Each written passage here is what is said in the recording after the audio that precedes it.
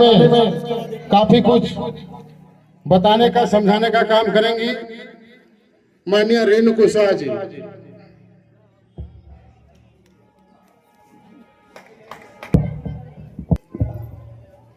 धन्यवाद संचालन महोदय जी।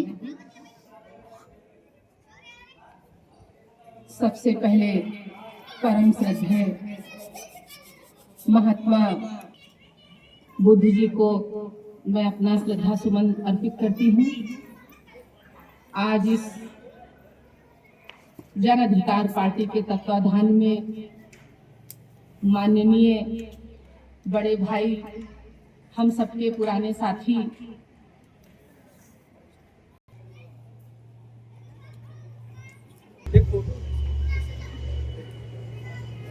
उनको मैं अपना श्रद्धा सुमन देती हूँ।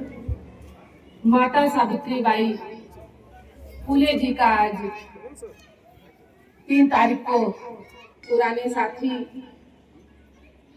जन अधिकार पार्टी के डॉक्टर सिंह मौर्य जी का मैं स्वागत करती हूँ तथा मंच पे बैठे हुए हमारे जितने छोटे बड़े भाई, हमारे बुजुर्ग आदरणीय गण का मैं स्वागत करती हूँ। सभा सदन में बैठे हुए हमारी माताएं, बहनें, बुजुर्गगण, नौजवान साथियों एवं प्यारे बच्चों, मैं आप सभी का स्वागत करती हूँ एवं बच्चों को बहुत सारा प्यार। तथा मंच पे हमारे वो इस मध्य प्रदेश की धरती के शेर थे, उनके अनुसरण करके उन्हीं चले। बिहार के जगदेव प्रसाद जी थे, उनका अनुसरण करें।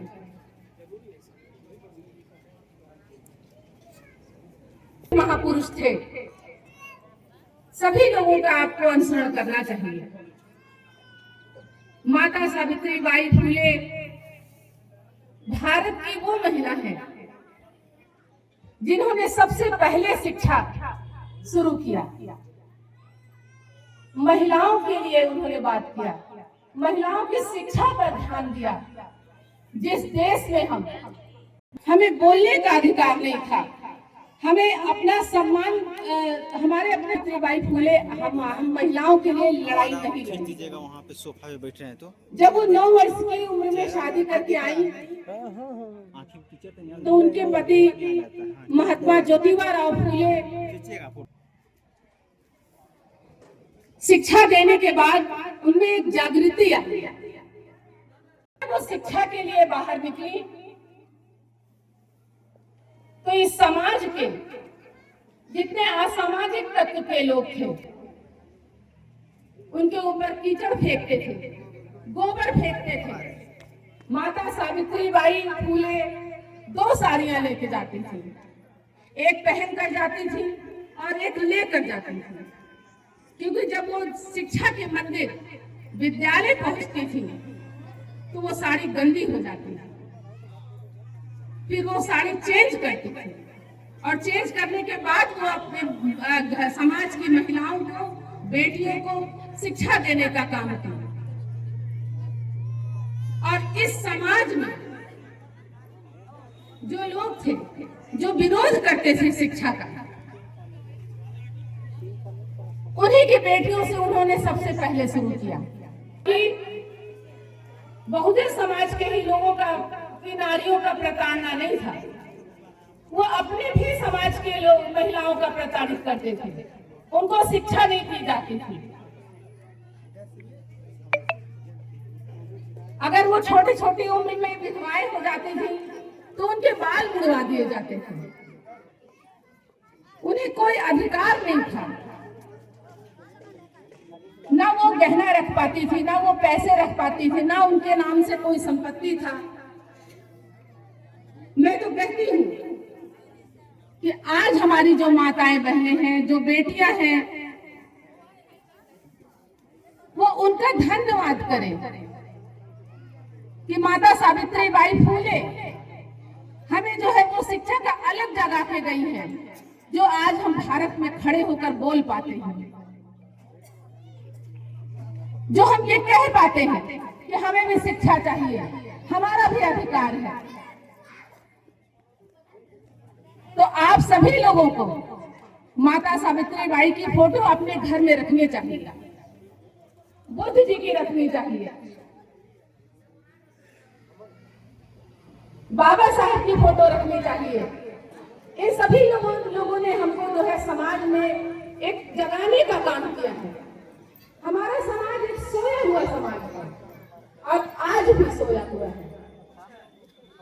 आज भी हम तरह तरह के पाखंड में, तरह तरह के नाना तरह के भूत प्रेतों में, पाखंडों में पड़े हुए हैं। आज भी हम अपने आप को हिंदू मानते हैं। हम कहीं से हिंदू नहीं हैं, हम यहाँ के मूल निवासी हैं। हम 85% हैं, हम बहुजन समाज हैं। ये देश हमारा है, हम भारत के मूल निवासी हैं और आज हम ही खंड खंड में बटे हुए हैं। खंड खंड में बांटने वालों की गलती नहीं है, बंटने वालों की गलती है। खासकर हमारी माताएं, बहनें और बेटियां जो इन पाखंडियों के चक्कर में पड़ी है।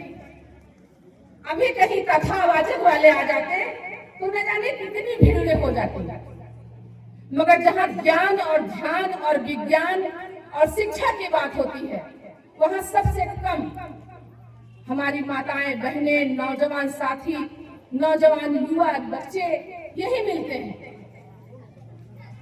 और जहां पाखंड का सबसे बड़ा बोलबाला होता है, सबसे पहले हमारी बेटियां आगे खड़ी होती हैं। वो पाखंडी लोग हमारी माताओं और बहनों के ऊपर फूल फेंक के बताते हैं कि इनको अलग से जो है ज्ञान देना है। इन्हीं सब चीजों का हमारे महापुरुषों ने विरोध किया था। हमारा आज भी शोषण हो रहा है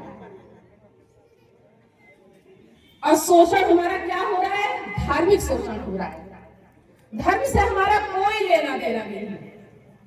हमारे जितने भी महापुरुष हैं उन्होंने हमको ज्ञान और विज्ञान की बात कही।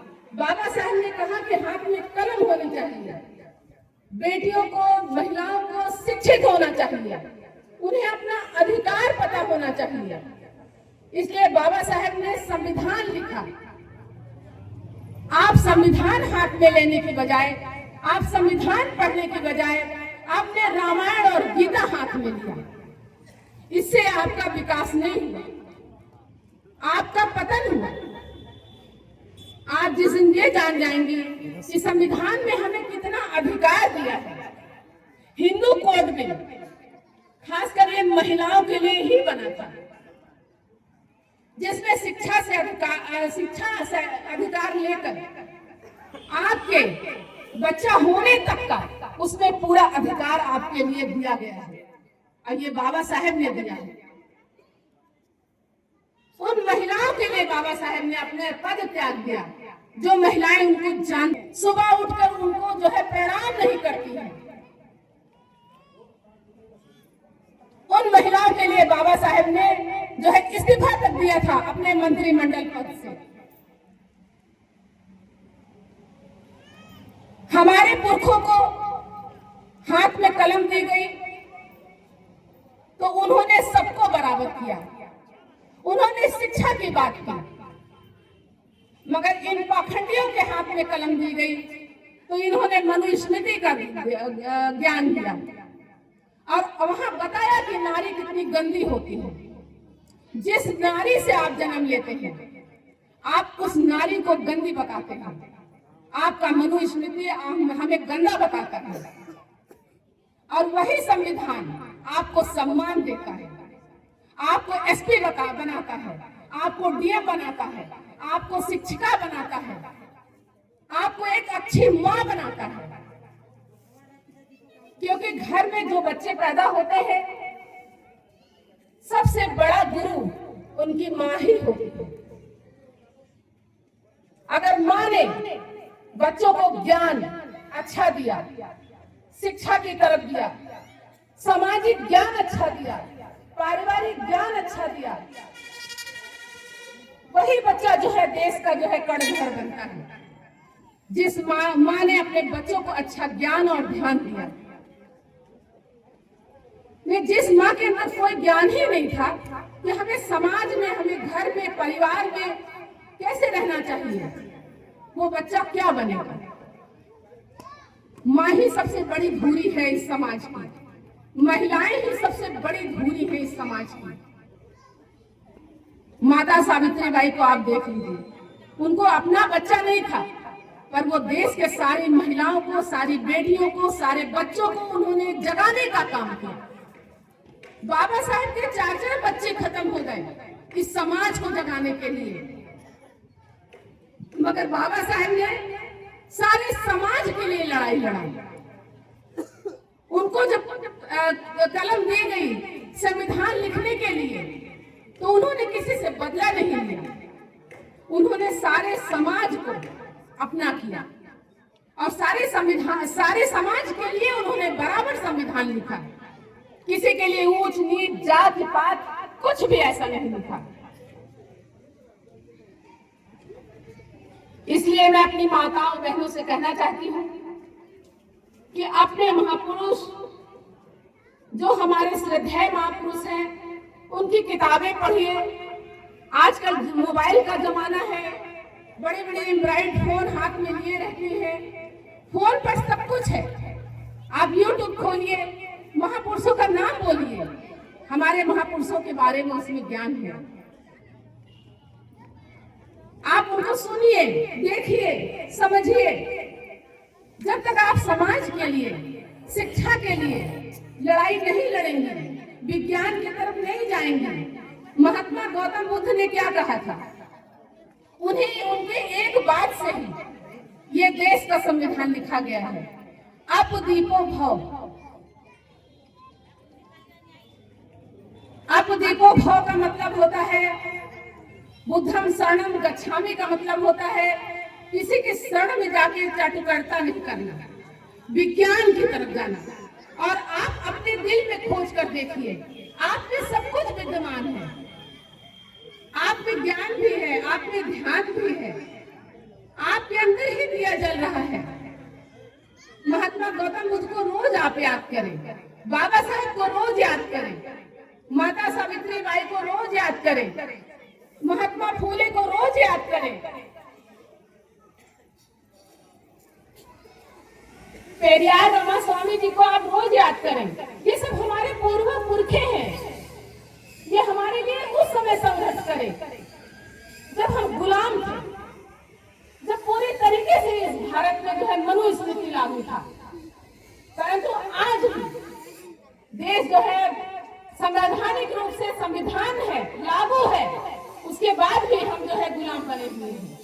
ये हमारी आपकी गलती है कि हम मनुस्मृति के तहत और मनु आदि लोगों के चक्कर में पड़े हुए हैं। अगर हम आप नहीं चाहेंगे तो वो हमें जबरदस्ती नहीं बुलाएंगे अपने कथावाचक के लोग, अपने पंडालों में नहीं बुला सकते। क्या आज 5 जनवरी के लिए क्या इतनी मेहनत नहीं हुई होगी? मगर जिस हिसाब से यहाँ हमारे भाई बंधु, हमारे युवा साथी ने किया होगा यहाँ का पूरी तरीके से जो है कार्यक्रम के लिए आप लोग तक गए होंगे, मेहनत करे होंगे, पर वो मेहनत देख नहीं रहा है। परंतु कथावाचक कहीं आते हैं तो महिलाएं न जाने क्या करने जाती है, एक दूसरे को लोग कन्विंस करती हैं, आपस में ही महिलाएं कन्विंस करती हैं, बोलती है कि नहीं वहां चलना है, बाबा जी आए हुए हैं। इस देश में आप जान लीजिए, हमारे समाज में 85% समाज में बाबाओं के भी बाबा हैं, बाबा साहेब डॉक्टर भीमराव अंबेडकर, उनसे बड़ा कोई बाबा नहीं है। ये सब पाखंड है। जितने ये छोटे छोटे कथावाचक हैं, सब सरकार पैसा देके आपको बरगलाती है। अभी यही आपके बगल में बिहार में चुनाव हुआ, चुनाव से 2-3 दिन पहले ही जो है 10,000 रुपए डाला गया महिलाओं के खाते में। आज वही महिलाएं रो रही हैं। आज बैंक वाले उनके पतियों को और जिन महिलाओं के नाम पैसा गया था, उन महिलाओं को जो है उठाकर बैंक थाने में बैठा देना। कभी भी लालच में मत पड़िए। कभी भी 500 रुपए के लिए, दारू के लिए, मुर्गा के लिए, गंदी गंदी चीजों के लिए चुनाव में बिल्कुल भी लालच में मत पड़िए। अपने समाज को देखिए। हमारे समाज का बहुत बड़ा हिस्सा जो हम दूसरे को बिठाते हैं, हम दूसरे को विधानसभा बिठाते हैं, हम दूसरे को जो है लोकसभा में बिठा देते हैं। बाबा साहेब ने एक अधिकार आपको दिया था, वोट डालने का अधिकार, पर वो वोट आप बेच क्यों देते हैं? आज मुझे ये बात समझ में नहीं आती कि हमारी महिलाएं 500 रुपए, 200 रुपए और हमारे युवा, हमारे पुरुष जो है थोड़ी सी दारू के लिए, थोड़ी सी मुर्गा के लिए अपना राजनीतिक कैरियर क्यों खराब कर दे रहे हैं? हम लोग बार बार आकर बोलते हैं। मानव काशीराम साहब बोले थे कि राजनीति ही गुरु किल्ली है, राजनीति वो चाबी है जो हर ताले में फिट हो जाएगी। इसलिए आप सभी लोग राजनीति करिए, पर आपस में कूटनीति मत करिए। आज इस जन अधिकार पार्टी के तत्वाधान में आज ये कार्यक्रम हो रहा है। आप सभी लोग देखिए कि सभी लोग आए हुए हैं आप सभी को समझाने। इस पार्टी के लोग लगे हुए हैं। अगर इस पार्टी को ही हाथ मजबूत करिए, माननीय बाबू सिंह कुशवाहा का ही हाथ मजबूत करिए।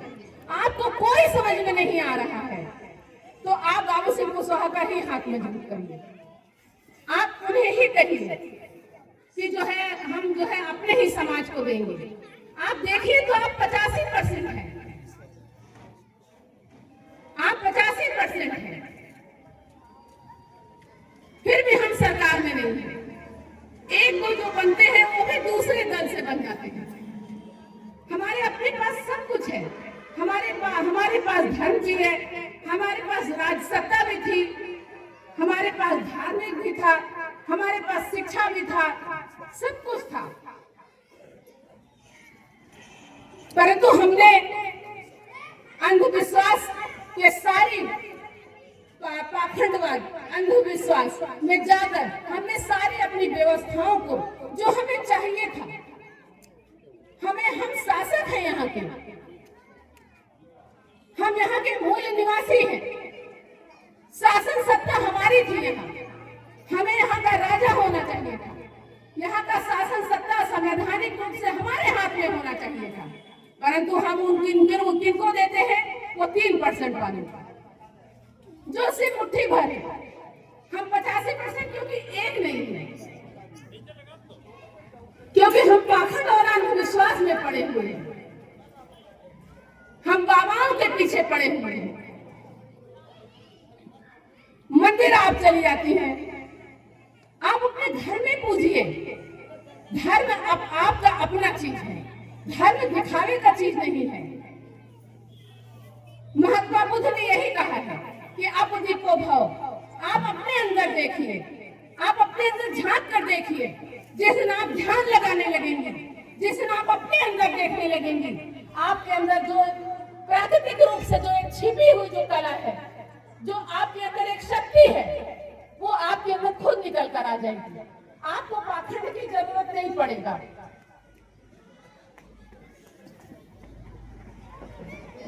मैं माताओं बहनों से, नौजवान साथियों से यही कहना चाहूंगा कि परिवर्तन बहुत बड़ी चीज है।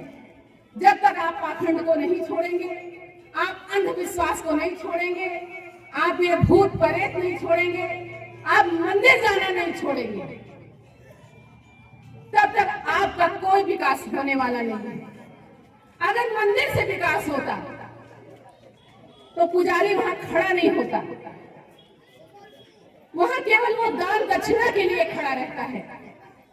मैं यही माताओं बहनों से पूछना चाहती हूँ कि आप जिस मंदिर में जाती हैं, वहां जिसको भगवान के रूप में मानने जाती हैं, मनौती मानने जाती हैं, पूजा करने जाती हैं, वो एक पत्थर की मूर्त है, और उस पत्थर की मूर्त को बनाने वाला 85% का भी कोई पुरुष हो, जो उसको गढ़कर बनाया है छेनी और हथौड़ी से, परंतु जो वहां ले रहा है आपसे, आपकी गाढ़ी कमाई ले रहा है, आपको पाखंड में डाल रहा है, आपको अंधविश्वास में डाल रहा है, वो कौन है?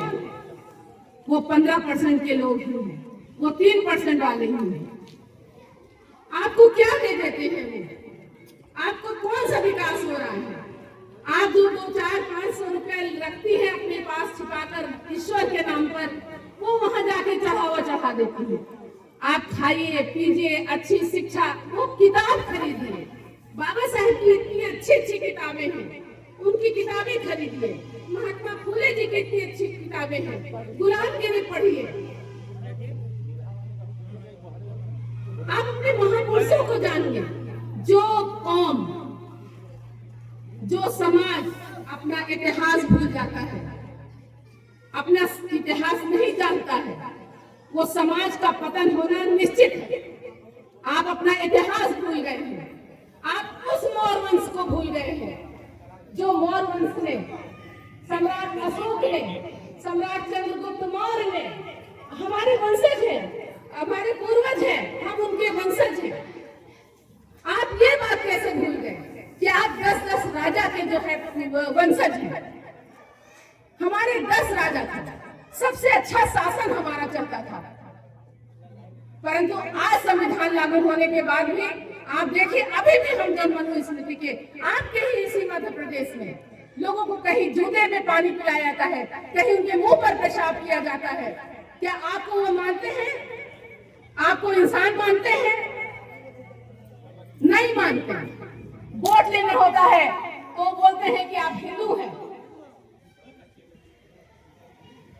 और जब आपको अधिकार देना होता है तो आपका सारा अधिकार खत्म कर देते हैं। आप ओबीसी के नाम पर देख लीजिए, SC/ST के नाम पर देख लीजिए, आप आदिवासियों के नाम पर देख लीजिए। आपको मानते हैं वो जो कि सब अपने आप को हिंदू आप मानते हैं।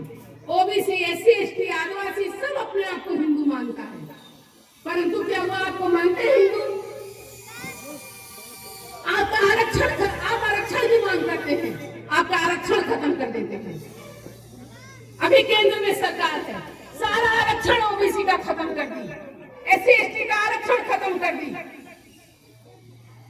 सारा हमारा खेत खलिहान जो है मांग ले रहे हैं, सारा जो है आपके यही हसदेव जंगल कट जा रहा है। हमारे आदिवासी भाई जो है रो रहे हैं। देश की सारी संपत्ति केवल 1% लोग जो है यूज कर रहे हैं। हमारा अपना जो हमारा खेत खलिहान था वो हमसे छीना जा रहा है, केवल हमारी कमियों की वजह से। हम उसमें अपने आप को दोषी मानते हैं कि हमारे अंदर कमियां हैं, इसीलिए हमारी सारे अधिकार को जो है छीना जा रहा है। जिस दिन आप अधिकार मांगते हैं, आप जो है जाति से संबोधित होते हैं कि वो SC के लोग मांग रहे हैं, वो OBC के लोग मांग रहे हैं। सारे आरक्षण को हमारे खत्म कर दिया गया है। आप कहां से हिंदू हैं? आप अपना अधिकार मांग कर तो देखिए, आप उस दिन हिंदू नहीं रहेंगे। केवल आप वोट देने के लिए हिंदू हैं, और इनके कथावाचकों के पंडाल में भीड़ लगाने के लिए हिंदू हैं। हमारे बड़े बड़े बुजुर्ग लोग, क्या उनके बच्चे पैर छूते हैं? पर उनका 10 साल का बेटा रहेगा, हमारा बड़ा बुजुर्ग 80 साल का रहेगा, वो दूर से चप्पल उतार कर पांव लगी करता है। क्यों करते हैं? क्योंकि हमको मानसिक गुलाम बना दिया गया है। बाबा साहेब ने, हमारे महापुरुषों ने हमको शरीर से तो आजादी दे दी, संविधान लिखकर बाबा साहेब ने आजादी दे दी, परंतु हम मानसिक रूप से स्वयं हम गुलाम हैं। क्योंकि ये गुलामी यहाँ से नहीं निकल पा रही है। जब तक आपकी गुलामी यहाँ से नहीं निकलेगी, आप यहाँ से नहीं सोचेंगी कि क्या सही है क्या गलत है, आप संविधान नहीं पढ़ेंगी, आपको अधिकार नहीं पता चलेगा। आप जब तक अपने दिमाग का प्रयोग नहीं